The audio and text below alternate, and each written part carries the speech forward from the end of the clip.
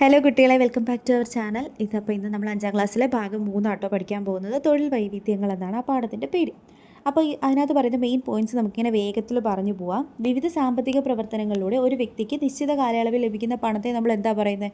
വരുമാനം എന്താ പറയുന്നത്. അപ്പോൾ വരുമാനത്തിനായിട്ട് ഒരു വ്യക്തിക്ക് എന്ത് ചെയ്യാം? കായികമായിട്ടോ ഭൗതികമായിട്ടോ ഒക്കെ ചെയ്യാവുന്ന പ്രവർത്തനമുണ്ട്. അതിനെയൊക്കെ നമ്മൾ എന്താ പറയുന്നത്? തൊഴിലെന്ന് പറയും അല്ലേ? വ്യക്തികളുടെ പ്രധാന വരുമാന മാർഗ്ഗം എന്താണ്? തൊഴിൽ. നമ്മളെല്ലാവരും തൊഴിൽ ചെയ്താണ് ജീവിക്കുന്നത്. തൊഴിലിന് കിട്ടുന്ന പ്രതിഫലമാണ് എന്താ? കൂലി അഥവാ ശമ്പളം എന്ന് പറയുന്നത്. ഇനി കൂലി, ശമ്പളം, നമുക്കതിനെ രണ്ടായിട്ട് നമുക്ക് നോക്കാം. അതായത് കരാറ് പ്രകാരം സേവനങ്ങൾ നിർവഹിച്ചതിന് തൊഴിലുടമ കൊടുക്കുന്ന പ്രതിഫലം എന്താ? കൂലി.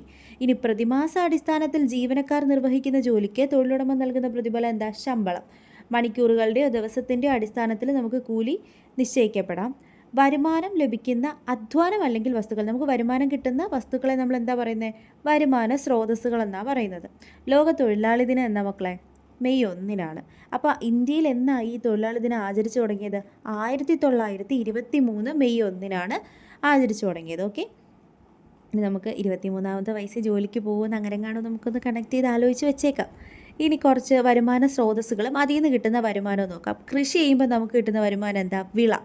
തൊഴിൽ ചെയ്യുമ്പോൾ നമുക്ക് എന്ത് കിട്ടും? കൂലി അല്ലെങ്കിൽ ശമ്പളം കിട്ടും. ബിസിനസ് ചെയ്യുമ്പോൾ നമുക്ക് അതിൽ നിന്ന് എന്ത് കിട്ടും? ലാഭം കിട്ടും. ബാങ്കിൽ നിക്ഷേപിക്കുമ്പോൾ പലിശ കിട്ടും. ആസ്തികളാണെങ്കിൽ നമുക്ക് മാസം മാസം വാടക അല്ലെങ്കിൽ പാട്ടമൊക്കെ കിട്ടും. ഓഹരി നിക്ഷേപങ്ങളാണെങ്കിൽ എന്ത് കിട്ടും? ലാഭവിഹിതം കിട്ടും അതിൽ നിന്ന്. ഒരു വ്യക്തിക്ക് വിവിധ വരുമാന സ്രോതസ്സുകളിൽ നിന്ന് ഒരു നിശ്ചിത കാലയളവിൽ ലഭിക്കുന്ന ആകെ വരുമാനത്തെ നമ്മൾ പറയുന്നത് വ്യക്തിഗത വരുമാനം. ഒരു വ്യക്തിക്ക് കിട്ടുന്നതാണ് വ്യക്തിഗത വരുമാനം. ഒരു കുടുംബത്തിലെ അംഗങ്ങൾക്കെല്ലാം കൂടി കിട്ടുന്നതാണെങ്കിലോ കുടുംബ വരുമാനം എന്ന് പറയാം. തൊഴിലുകളിലൂടെയും തൊഴിലിതര മാർഗ്ഗങ്ങളിലൂടെയും ഒരു വ്യക്തിക്ക് നമുക്ക് വേണമെങ്കിൽ വരുമാനം ഉണ്ടാക്കാം. തൊഴിൽ ചെയ്തും ഉണ്ടാക്കാം, തൊഴിലില്ലാതെ നമുക്കുണ്ടാക്കാം. കാർഷിക തൊഴിലുകൾക്ക് ഉദാഹരണം എന്താ? സസ്യങ്ങൾ വളർത്താം, കന്നുകാലി വളർത്താം, മത്സ്യകൃഷി, അങ്ങനെയൊക്കെ ഉണ്ടല്ലോ. പിന്നെ ഇന്ത്യയിലെ മൊത്തത്തിൽ തൊഴിലാളികളിൽ എത്ര ശതമാനം പേര് കാർഷിക തൊഴിൽ ഏർപ്പെട്ടിരിക്കുന്നു എന്ന് വെച്ചാൽ 46.5% പേരാട്ടോ ഏർപ്പെട്ടിട്ടുണ്ടായിരുന്നത്. കാർഷിക തൊഴിൽ ഉൾപ്പെടാത്ത തൊഴിൽ ഏതാണെന്ന് ചോദിച്ചാൽ കാർഷികേതര തൊഴിലാണ്. അതായത് വസ്ത്രനിർമ്മാണം, കെട്ടിട നിർമ്മാണം, ബിസിനസ്, ബാങ്കിങ്, അധ്യാപനം, ഗതാഗതം, ഫാക്ടറി തൊഴിലെല്ലാം അതിനകത്ത് വരും. വിവിധ രൂപത്തിലുള്ള ധനവിഭവങ്ങളെ നമുക്ക് ആസ്തികളെന്ന് പറയാം. അതായത് നമ്മുടെ ആസ്തി എന്താ? കെട്ടിടം, വസ്തുവകകൾ, അതൊക്കെ നമ്മുടെ ആസ്തിയാണ്.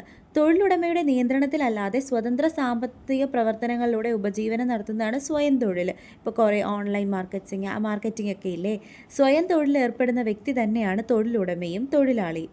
ഇനി കുറച്ച് തൊഴിൽ പദ്ധതികളെ കുറിച്ചിട്ടാണ് പറയുന്നത്.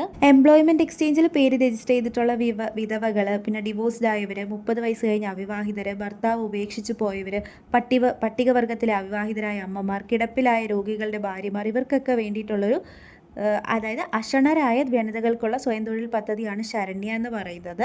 പിന്നെ 21-നും 55-നും വയസ്സിനിടയിൽ പ്രായമുള്ള ഭിന്നശേഷിക്കാർക്ക് നൈപുണ്യ വികസനം, സ്വയം തൊഴിൽ സംരംഭങ്ങൾ, സർക്കാർ സബ്സിഡി വായ്പ നൽകുന്നതിനൊക്കെ ആയിട്ട് 2016 കേരള ഗവൺമെൻറ് എംപ്ലോയ്മെൻറ്റ് എക്സ്ചേഞ്ച് വഴി നടപ്പിലാക്കുന്നതാണ് കൈവല്യ. കേരളത്തിലെ എംപ്ലോയ്മെൻറ്റ് എക്സ്ചേഞ്ചുകളിൽ പേര് രജിസ്റ്റർ ചെയ്തിട്ടുള്ള 50-നും 65-നും മധ്യ പ്രായമുള്ള മുതിർന്ന പൗരന്മാർക്കുള്ള സ്വയം തൊഴിൽ പദ്ധതിയാണ് നവജീവൻ പദ്ധതി. പട്ടികജാതി പട്ടികവർഗ വിഭാഗത്തിലുള്ളവർക്ക് തൊഴിൽ സജ്ജരാക്കാനുള്ള പദ്ധതി ഉന്നതി വിജ്ഞാൻ. അഭ്യസ്ത വിദ്യരായ ട്രാൻസ്ജെൻഡർ വിഭാഗങ്ങൾക്ക് തൊഴിലവസരം ഉറപ്പാക്കാൻ നോളജ് എക്കണോമി മിഷൻ നടപ്പാക്കുന്നതാണ് പ്രൈഡ്.